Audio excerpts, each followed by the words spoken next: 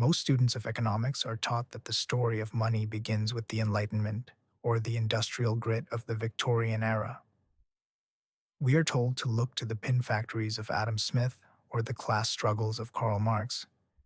But if you look closer at the gears of history, there is a ghost in the machine, a voice from a millennium ago that predicted our modern anxieties with terrifying precision. Long before the first central bank opened its doors, a Persian polymath named Al-Ghazali realized that an economy isn't just a collection of numbers, trade routes, or gold bars. He understood that a financial system is, at its heart, a moral ecosystem. He warned that when the pursuit of profit is severed from its ethical roots, the very fabric of society begins to fray from within. Today, we're traveling back to the 11th century to meet the man who saw the 2008 financial crisis coming 900 years before it happened. To understand Al Ghazali, we have to look at his world. The year is 1100 AD. While Europe is largely a collection of fragmented feudal states, the Islamic world is a sprawling, interconnected web of innovation stretching from the borders of China to the Atlantic coast of Spain. Cities like Baghdad, Cairo, and Nishapur aren't just religious centers, they are global fintech hubs. Their markets are overflowing with spices, textiles, and precious metals. Wealth is being created at a pace that feels dizzying.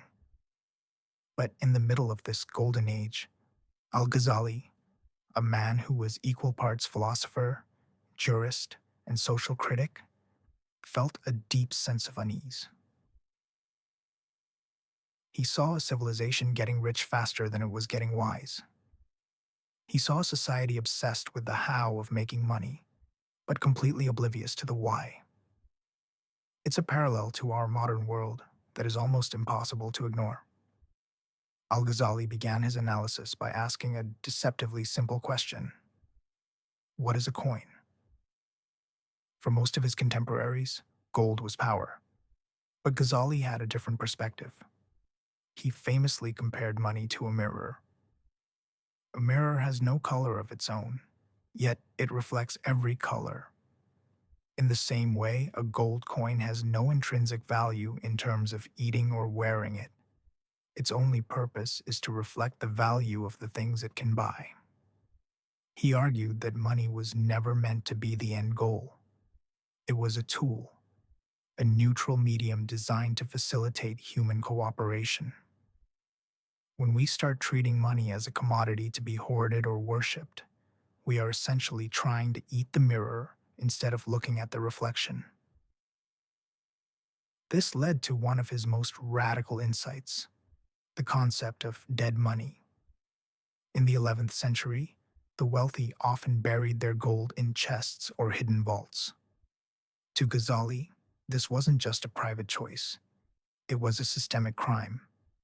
He described money as the bloodstream of society. When wealth is locked away and removed from circulation, the economy begins to freeze. It doesn't fund new trades, it doesn't pay the weaver, and it doesn't feed the family of the laborer. Ghazali argued that when the circulation of wealth is blocked, you create artificial scarcity. There is enough for everyone, but because it is trapped in the hands of the few, the many suffer. It is an 11th century critique of wealth inequality that sounds like it was written for a 21st century protest. But Ghazali didn't stop at hoarding. He turned his attention to the markets themselves. He was a staunch believer in trade and the natural necessity of markets. However, he drew a sharp line between a merchant and a speculator. He had no patience for those who manipulated prices or created fake shortages to drive up profits. To Ghazali, profiting from the misery of others wasn't smart business, it was moral rot. He saw speculation as a contagion. Once people realize they can make more money by manipulating the system than by contributing to it, the entire incentive structure of society collapses. He essentially described what we now call moral hazard and information asymmetry. He understood that a market only functions if there is a baseline of trust. If every transaction is a game of hide the flaw or lie about the weight, the cost of doing business eventually becomes too high for the system to bear. Perhaps his most relevant warning for us today concerns the role of the state. Medieval rulers, much like modern governments, were often tempted to dilute their currency. They would mix cheaper metals into gold coins to pay for their wars or their lifestyles, a medieval form of printing money to cover a deficit.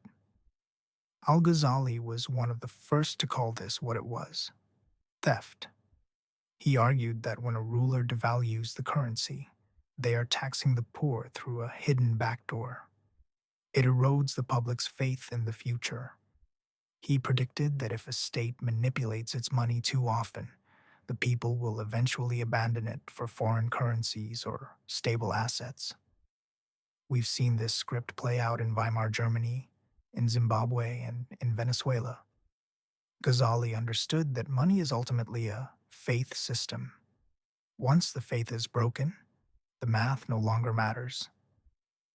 As we look at our world today, defined by record-breaking debt, speculative bubbles, and a growing distrust in our institutions, Al-Ghazali's message feels less like ancient history and more like a diagnostic report. His core message was simple: you cannot fix an economy without fixing the human heart. Laws and regulations are necessary, but if the underlying incentives reward exploitation over contribution, the system will eventually consume itself. Ghazali wasn't preaching poverty, he was preaching balance. He believed that wealth is a noble tool when it is tied to social responsibility. But when profit becomes the only metric of success, the invisible glue of trust that holds civilization together begins to dissolve. In the end, Al-Ghazali reminds us that an economy is not a machine made of cold steel and algorithms. It is a living, breathing, moral ecosystem. And if we ignore the ethics of our money, we shouldn't be surprised when the system fails us. History has the answers, if we are willing to listen. If this perspective helped you see the world of finance differently, hit the subscribe button